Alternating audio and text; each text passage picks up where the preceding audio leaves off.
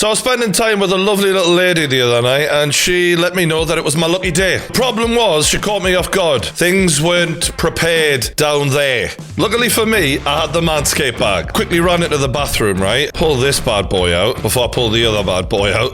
Told her, this won't take a minute, babe. I'll be right back. But when I looked through the bag, I realised, body wash, shampoo, conditioner. I'm going to be glistening by the time I come out of here. Oh, and I can't forget the ball deodorant. I was smelling unbelievable. By the time I got out of the bathroom, she had left. I had taken considerably longer because I was enjoying it so much. I really think she missed out. She could have helped me with that, but it's her loss. It's my gain because I got Manscaped. Yeah, that. One go, all gone. My favourite bit about this is the 7,000 RPM motor and the skin-safe technology. Protect the crown jewels. It's got a 45-minute battery. Lasts longer than I do, I tell you. I recommend the Performance Package 4.0 because you get the best trimmer I've ever used with that. So if you love these videos, please do support your boy. You've all got balls, haven't you? At least when you're trimming them, you can be supporting me by going to manscaped.com and using the code TRUE. That's all caps TRUE at checkout for 20% off and free shipping. But for now, enjoy the video. Welcome back to the Pain Game YouTube channel. For those who don't know yet, rebranded True Geordie Extra to Pain Game. I want to make this a really good fight channel for all you lot and make it even better. Similar to what we've done with the kickoff for football, this is going to be the fight show, and I've got a lot of good ideas. But any type of content you want to see from me, let me know in the comments below, as long as it's not OnlyFans. Gervonta Davis versus Ryan Garcia. This is what we're talking about from boxing. How long have we been waiting for Anthony Joshua versus Tyson Fury, for Christ's sakes? This is what we want. Big fights in their prime. The one negative was the weight training that went on. Gervonta Davis made Ryan Garcia sign a rehydration contract, which meant that he couldn't fully liquidate himself up to his normal size and weight after making the weight cut. And the problem with that is you're going to be weaker. You're not going to be 100% in there. I fully believe that the result is the result regardless of this, but it just takes away from the win a little bit when you're trying to not have your opponent at 100%. It makes me not give you 100% of the credit, and it's a sign of mental weakness, and I don't understand why you want to do that. We grew up idolizing Muhammad Ali and Mike Tyson and all these people who defied the odds, were underdogs and overcame challenges that they shouldn't have been doing. That's what makes you legendary. It's not a good look, but I don't want to dwell on it too much because I don't want to take away too much from what Tank Davis was able to achieve here. It was amazing. It's mad that Ryan Garcia is only 24. I really hope he does not get discouraged by what happened in this fight because he can learn from this. We've seen young fighters like Canelo Alvarez learn from being in there with Floyd Mayweather, and in many respects Gervonta Davis's ring IQ, it's not quite Floyd Mayweather, but it's very high, and I think that Ryan will learn some lessons from this. We're straight into round two with these highlights, and you know, the thing that Tank did is he never stopped moving. Very hard to pin down, and this here with the right hand really impressed me, because for me the game plan for Ryan Garcia was gonna be use that jab, use that check hook. Because Tank kept putting his lead hand out there, it really took away one of the biggest weapons for the rangier, longer guy, Ryan Garcia. It made him struggle to land. Yeah, Davis has to be careful. He was looking at the referee. You gotta protect yourself. Honestly, I can't imagine like having that faster hands as Ryan Garcia and still hitting thin air. Look at this. Such good head movement. Oh my god, that is... I'm a fan of Ryan Garcia. I wanted him to win this just because of the weight training shit, right? But that is magnificent. There's levels to this game, and that showed it, you know. Ryan over-aggressive, and his aggression was used as a weapon against him. Beautiful, man. There was a lot of talk after this that Ryan Garcia quit. He got smashed early on there with a great shot from one of the hardest punchers, pound for pound, in boxing, and he got up. And it's not the first time he's been dropped and got up. This guy ain't a coward, and he's there. He's got a good chin, Ryan Garcia, especially when the more weight trained you are, the worse it takes it out of your chin. So overall impressed with how he took that shot.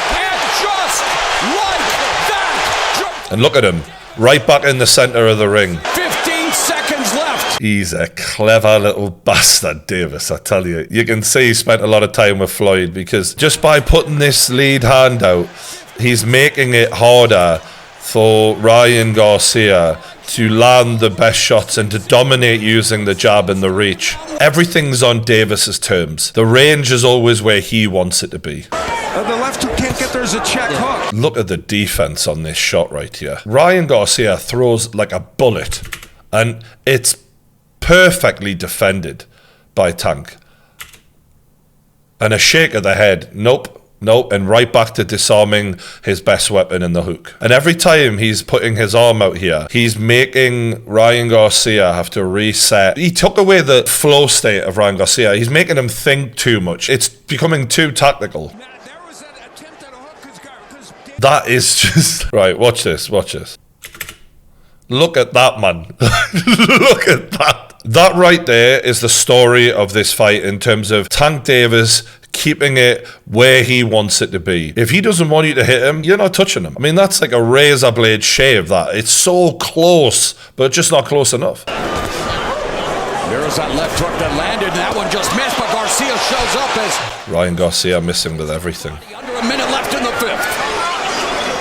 I really feel like Ryan Garcia just did not make the most of his attributes here. Like the height, the reach, the speed. He's in there with a more technically, advanced guy, but I still think that there's more to come for the levels of this kid. And as much as I'm giving credit to Tank Davis, Ryan Garcia has been called a pretty boy who isn't a real fighter and just has fast hands for YouTube and all that. The reality is he was an elite level boxer in this fight. He was just beaten by someone who was even better. He looks really good. And I just hope that he's not too discouraged by this, because if he keeps learning, man, there's so much ability there. Bad for him or to keep him sharp. Again, man, it's like this left hook is thrown and Tank he's disabling the ability to throw it unpredictably by making Ryan reset by pushing that lead hand out. When Ryan does go to throw it, Tank is just far too aware that it's coming. There you go. Oh. Out of the way. I mean, that is one of the fastest punchers in boxing, and Tank is still making him look too slow. Disgusting. It is disgusting. That was one good shot Ryan really landed there, though, to be fair. And he should have used that right hand more. Oh, and just missed with that sweeping left hook. The thing that Ryan didn't do is he didn't disguise his shots enough. He was on the front foot a lot. Really, he should have just used his jab, stayed on the back foot, I think, more, and let Tank come in. That's where you're going to land that counter left hook. And in these rounds with low output and not that many punches. And, you're talking about Gervonta Davis, who spent a lifetime in the Mayweather gym. Like, this is what they do. They train you how to punish people's mistakes. Perfect example, you have to decide. Good head movement from Ryan again. Davis did say, I don't... That was decent. The good thing that Davis saw that because that... Oh, I didn't see that. Nice Did you hook. see it? Oh, that's just Floyd Mayweather shit right there. 58-55 Davis, the halfway mark. It's funny because Tank does so many micro movements where he's making you think he's going to throw to try and get you to throw to punish you. And he lulls you into doing this like a fucking snake charmer. Good shot by Ryan again, though. But it was one of the few left hooks he's been able to get in. Nearly again. This was mad. I remember watching this live, barely even noticing it at the time. I'm sure most people didn't. It was one of the few left hooks he's been able to get in. You barely even see him sneak it in, and it's the ones you don't see. The sneaky little shots like that. And it's part of the genius of Tank Davis. And Ryan tries to pretend like he's okay, but he is fucked. He's in agony here. Yeah. He was done. People have criticized Ryan for quitting here. I mean, he got dropped in the second round and kept going. I think if he could have kept going, he would have done. This was a disabling shot from one of the best pound-for-pound punchers we've seen in boxing for decades. You have to go back to people like Prince Nassim Hamed to talk about small guys with this level of power. What would have Ryan been able to do after that? Probably very little. Like, it would have been a massacre because his body shuts down. And for regular people who've never been been hit in the gut like that before. Us armchair boxers, and I'm a card carrying one, let's be real. You don't have a lot of empathy when you don't see someone get their lights shut out. You're like, well, keep going, keep going. When you've taken a shot like that, you're weight drained to fuck, dehydrated to fuck. There's not a lot of cushion for the pushing here. And you take a shot of one of the best punchers in boxing, oh, and you just expect to just carry on. Like, I'm sure he could have carried on and got mauled for another round.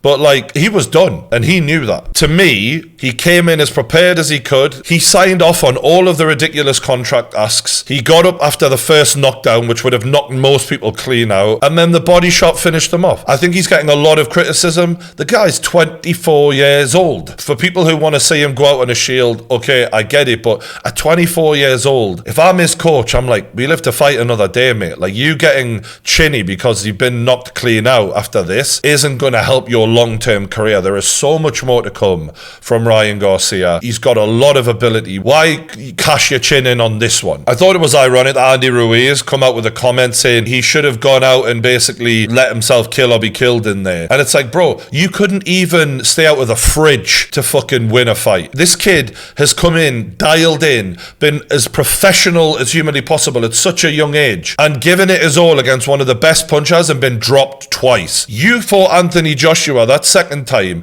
You came in 2 stone heavier, fat as fuck after you were already too fat the first time. You couldn't get beyond the jab. So in that fight, you had to kill or be killed, and you were happy to just let him jab your head off. You didn't risk it. You didn't even come in prepared or in shape. Andy Ruiz has never once in his life shown the level of dedication and commitment that Ryan Garcia has to get in there at that weight and dehydrated and fight a power puncher like that. Never once. The guy can't even stay away from Mars bars, and he's talking about dedication and commitment. Come off it. Apparently he's the next Tyson Fury opponent. Okay, so we watch Anthony Joshua box your head off, jab you, and keep running for 12 rounds with ease. Tyson Fury does that even better than AJ. Another pointless Fury fight, but I'm not going to get onto it. This is about these two. Gervonta Davis showed the levels that he's on. He is one of the best boxers in the world, one of the faces of boxing. But I think it's so healthy that we, as boxing fans, we don't just trash Ryan Garcia because he picked up one defeat. We want to see these fights happen.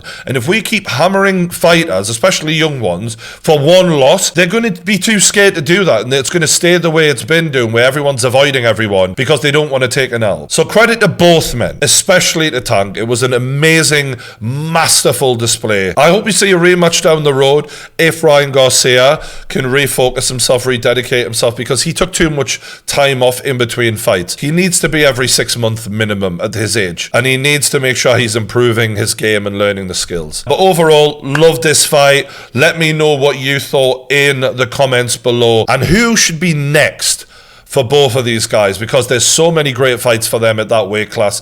I can't wait to see what's next. Don't forget, if you haven't already, you can subscribe now to the Pain Game YouTube channel. Hit that like button. Thanks for watching, and I'll see you on the next one.